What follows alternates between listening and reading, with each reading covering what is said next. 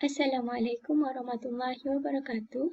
Nama saya Labibah binti Juaini Al-Zaini, nombor matrik 047719.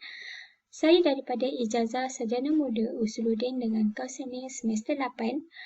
Tajuk kajian yang saya akan bentangkan pada hari ini iaitu Pengamalan Tariqah Al-Ba'lawi di Darul Islah Tebuk Sultan Selangor. Sebelum kita masuk kepada pengenalan Tariqah Al-Ba'lawi, kita harus mengenali sejarah Bani Alawi kerana Tariqah Al-Ba'lawi bermula daripada sejarah Bani Alawi. Asal-usul Ba'lawi atau Bani Alawi dari Hadramaut yang terletak di negara Yaman.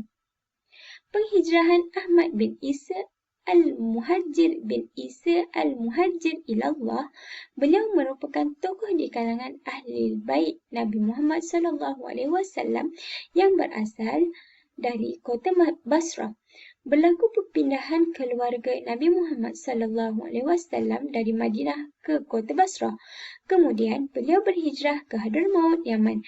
Maka bermulalah sejarah Bani Alawi. Beliau telah membawa anaknya Ubaidillah. Ubaidillah telah berkahwin dan mempunyai 3 orang anak yang diberi nama Alawi, iaitu moyang pertama bagi Bani Alawi yang melahirkan tokoh besar yang dinamakan tokoh Alawiyah. Kemudian anaknya Judai dan Basri. Judai dan Basri juga telah membentuk Bani Judai dan Bani Basri. Alawi telah membentuk satu keluarga yang diberi nama Bani Alawi, kaum yang berpengaruh besar terutamanya terhadap dakwah Islam di Kepulauan Nusantara. Pengenalan Tariqah Al-Ba'lawi. Tariqah Al-Ba'lawi bersumberkan dari Alawiyah iaitu Habaib. Keturunan tariqah ini dari anak-anak cucu Saidina Husain, kemudian Saidina Ali, Zainal Abidin, Muhammad Al-Baqir, Ja'far As-Sadiq dan ke bawah. Tarikat Al-Ba'lawi ini adalah tarikat Alawiyah dan tarikat yang dinisbahkan kepada Imam Besar Al-A'zam Al-Faqih Muqaddam.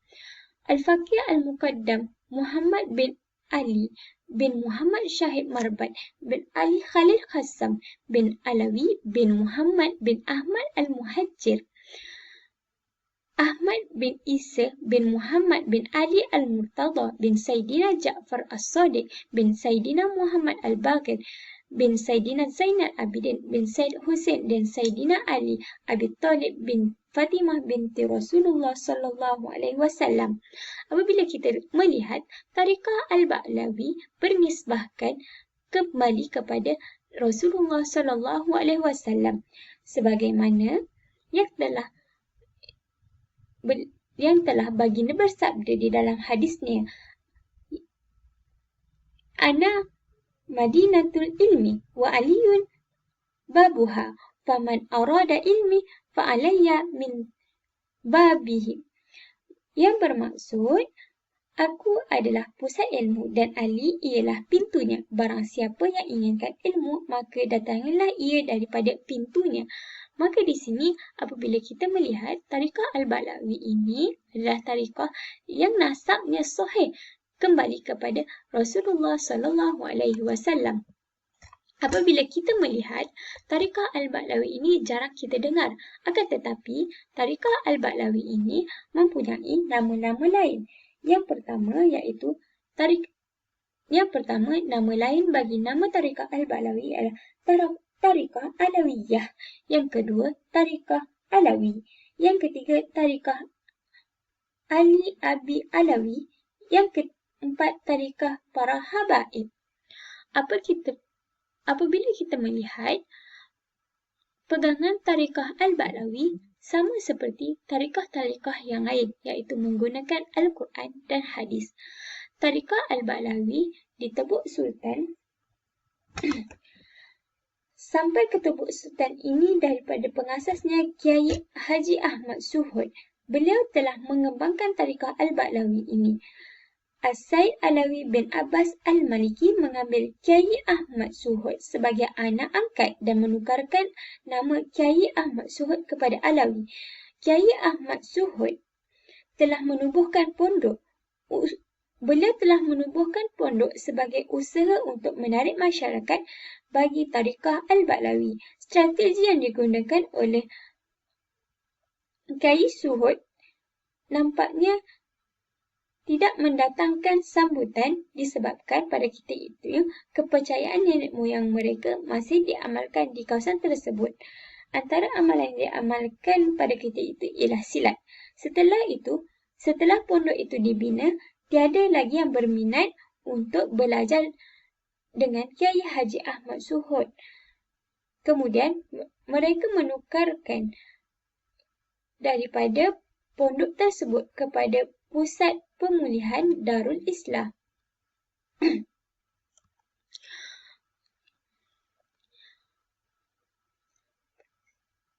Prinsip-prinsip Tariqah Al-Ba'lawi.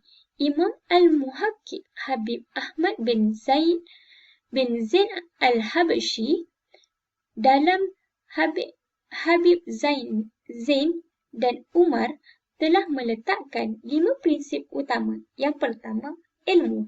Yang kedua, khauf. Yang ketiga, ikhlas. Yang keempat, wara'. Yang kelima, amal. Dan Habib Alawi bin Tahir Al-Haddad juga telah meletakkan 4 prinsip bagi Tariqah Al-Ba'lawi. Di antaranya iaitu ilmu, amal, takhalli dan tahalli. Apabila kita melihat kedua-dua prinsip yang telah didatangkan oleh para habaib ini adalah lebih kurang sahaja. Setiap tariqah mempunyai amalan-amalan tertentu.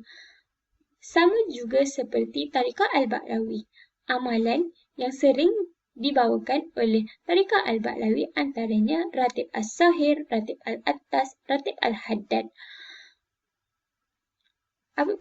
Dan banyak lagi amalan-amalan yang dibawa oleh Tariqah Al-Ba'lawi. Tetapi apabila kita melihat Tariqah Al-Ba'lawi ini adalah tariqah yang sama seperti ajaran Nabi Muhammad SAW dan Al-Quran, iaitu amar ma'ruf nahi munkar.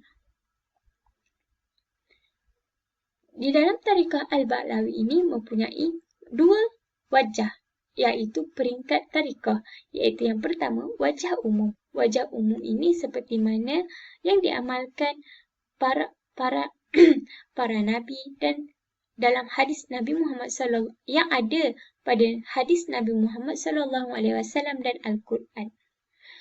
Dan ada pun wajah hissi, iaitu tingkat yang seterusnya, iaitu tingkat yang ingin mencapai kepada kemuncak mengenal Allah.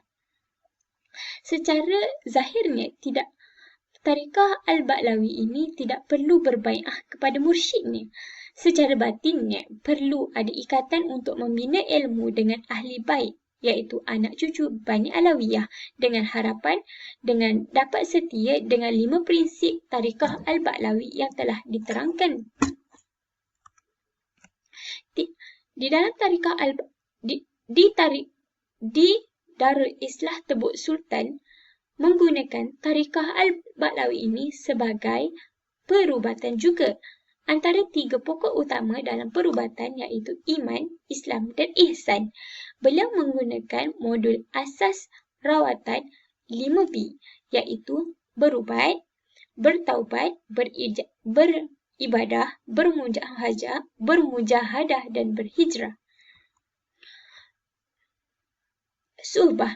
Di dalam suhbah ini sama seperti tarikat-tarikat yang lain. Di antara syarat-syarat suhbah di dalam Tariqah Al-Ba'lawi iaitu melaksanakan kewajipan yang telah ditentukan oleh Allah dan Rasulnya, meninggalkan segala bentuk perbuatan haram yang telah dilarang oleh Allah dan Rasulnya, amar ma'ruf nahi munkar, mendekatkan diri kepada Allah dengan menghidupkan sunnah-sunnah nabinya, menghindari diri dari hal-hal ma'ruf, hawa nafsu dan hal-hal yang tidak perlu, menghiasi diri dengan sifat akhlak-akhlak yang baik, membersihkan jiwa dan hawa nafsu dari segala perbuatan sifat-sifat yang tercela, bijak mengatur waktu dengan amal-amal yang soleh, serta disempurnakan dengan mengikut kebiasaan Rasulullah SAW dan sopan santun dan kasih sayang kepada semua hamba-hamba Allah. Tariqah Al-Ba'lawi menggunakan kitab-kitab sebagai rujukan untuk pengamalan beliau. Pengamalan dalam tariqah ini. Yang pertama, beliau menggunakan adab sulukul murid karangan Imam Abdullah Al-Haddad, Risalatul Jami'ah daripada karangan Imam Al-Haddad, kemudian Nusi Hudud Diniyah iaitu daripada karangan Imam Al-Haddad, Syarah Ainiyah daripada karangan Imam Ahmad bin Zain bin Al-Habshi, Ihya Ulumuddin yang terkenal sehingga sekarang kita pun membaca kitab Ihya Ulumuddin sebagai panduan hidup kita, yang dikarang oleh Imam Ghazali, Arifatul Ma'arif iaitu karangan Imam Syahbuddin Syarwadi.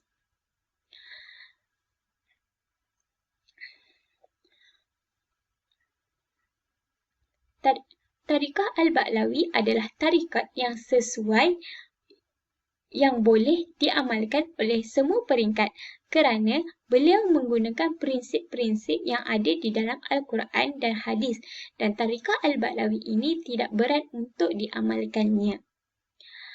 Sekian saja pembentangan saya pada hari ini. Sebarang pertanyaan boleh bertanya kepada saya. Terima kasih.